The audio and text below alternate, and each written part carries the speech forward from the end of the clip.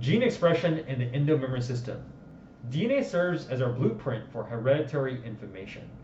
The nucleus is the largest structure in the cell and typically averages about 5 to 7 micrometers in diameter. It's protected by the nuclear envelope and the nucleolus, and inside contains DNA. DNA, chromatin, and chromosome. Nucleotides repeat each other as monomers and create DNA, and they're coiled up together with the adenine, cytosine, guanosine, and thymine bases. Every human cell has 46 separate double-stranded DNA molecules. These genes that you see on the strand are segments of DNA that have nucleotide, and they instruct what kind of protein to produce. Chromosome is condensed supercoiled DNA conformation. Euchromatin is when DNA is loosely coiled around histone proteins, and they're ready and open for gene expression, whereas heterochromatin are when DNA is tightly coiled around histones, and they're not actively engaged in expression. DNA is then transcribed into mRNA, which is further processed. Transcription is a process of synthesizing RNA. This is the process of reading and copying a DNA segment to produce RNA. DNA, ribonucleotides, and RNA polymerase are enzymes and compounds that are required for transcription. DNA polymerase is an enzyme required for complementary base pairing, and there are 3 types of RNA. There's messenger RNA, which stands for mRNA, transfer RNA, that stands for tRNA, and ribosomal RNA, that stands for rRNA. In the very first step, we'll begin by initiation. This is when a segment of DNA begins to unwind and RNA polymerase begins to read it. Moves along and begins to attach to a promoter region, and it goes through transcription process. The hydrogen bonds begin to break, this opens up the DNA, and then elongation takes place where the RNA begins building bases on top of each other. This will then create the newly formed pre-mRNA. This is made that includes some non-coding regions called introns, and then some coding regions called exons. The introns have to be cut out of the pre-mRNA by a compound called a spliceosome, and the exons are then combined together. Another event is capping. By use of guanine occurs to the lead end of the mRNA to prevent this nucleic acid from being broken down. There's going to be another poly tail on the other side, which is several adenine ribonucleotides added, and it functions as a way to measure the age of mRNA as they are removed over time. Then finally, this newly formed mature mRNA is going to be able to leave the nucleus via the nuclear pore and head to the ribosome for translation and creation into protein. Translation or synthesizing protein occurs in the ribosome. Translation is a process by which mRNA is read, converted, then created into protein. There are 3 bases to each code. These are called a codon. It starts with an example of AUG being the start codon, and UAA, UAG, or UGA, UAA, UGA, or UAG are considered stop codons, and then AUG is considered a start codon. Over here in the image, you can see the tRNA. This is usually going to be about 70 to 100 nucleotides, has a clover leaf shape, which functions to introduce amino acids to the mRNA.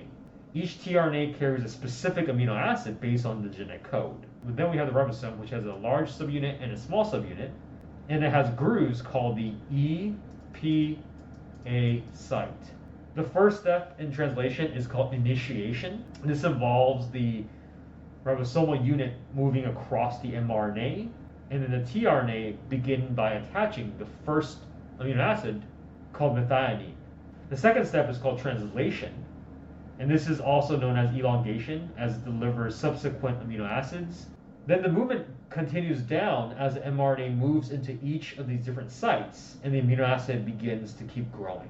The tRNA carries the appropriate amino acids to keep building that chain.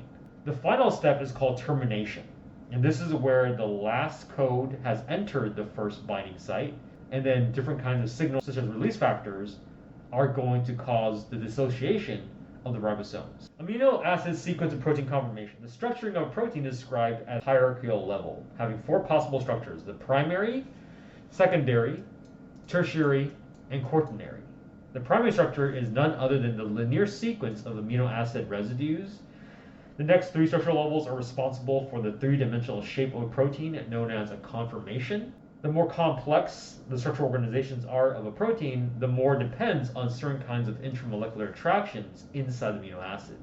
Proteins known as chaperone proteins assist in the proper folding of them, And the four main types of intermolecular interactions are going to be as follows. We have hydrogen bonds. We also have hydrophobic exclusions, ionic bonds, and disulfide bonds. The secondary structure of proteins is repeating patterns within the protein. We have the alpha helix, and we also have the beta sheets. The alpha helix gives rise to elasticity in certain kinds of proteins located in our skin and hair, whereas the beta pleated sheets provides more flexibility, such as globular proteins. Then the tertiary structure is going to be the overall folding protein globular shape. This is completed by the polypeptide chain. There are two general classes of proteins, either fibrous or globular.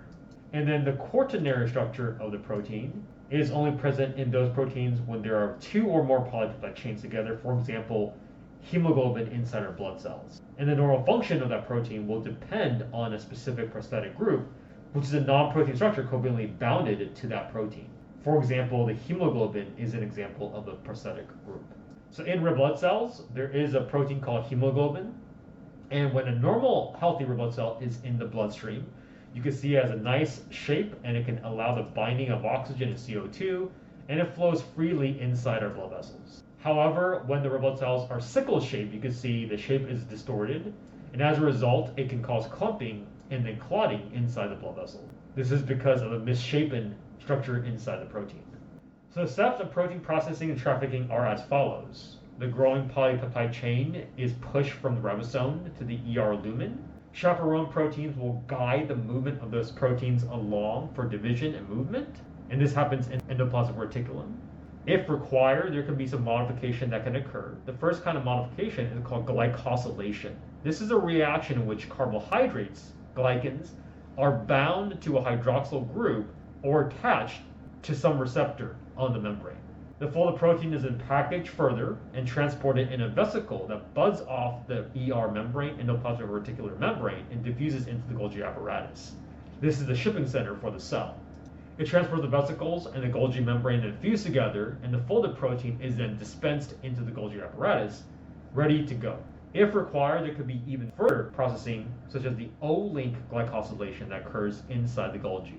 The difference between the N-glycans and the O-glycans is how they're bound.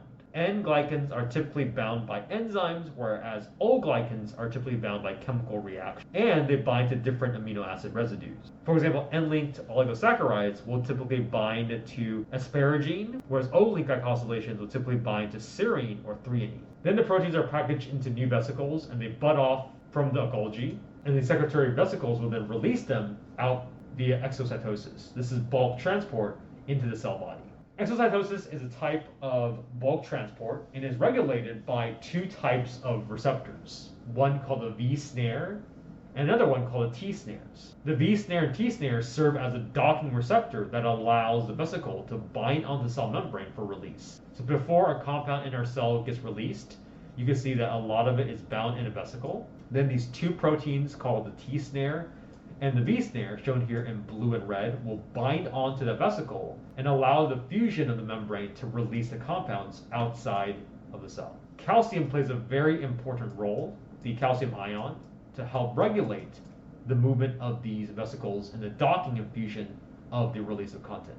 At times, biomolecules can also recycle and degrade waste products. One type of breakdown is called lysosomal degradation. This is when the lysosome, an organelle inside our cell, is able to break down various types of waste products, bacteria, or toxins with powerful hydrolytic enzymes that have a pH of 4.5 to 5. It generally can hydrolyze almost any type of bond. After a white blood cell engulfs a bacteria via phagocytosis, the lysosome organelle will then be able to break it down and hydrolyze it into smaller pieces and kill it off. Proteasomal degradation is also similar. When a protein is required to be destroyed, it will be tagged via these ubiquitin tags. These are a marker that indicates this is a bad protein. The proteasome will then ingest that bad protein, degrade down the protein into smaller amino acids, and recycle the small peptide fragments.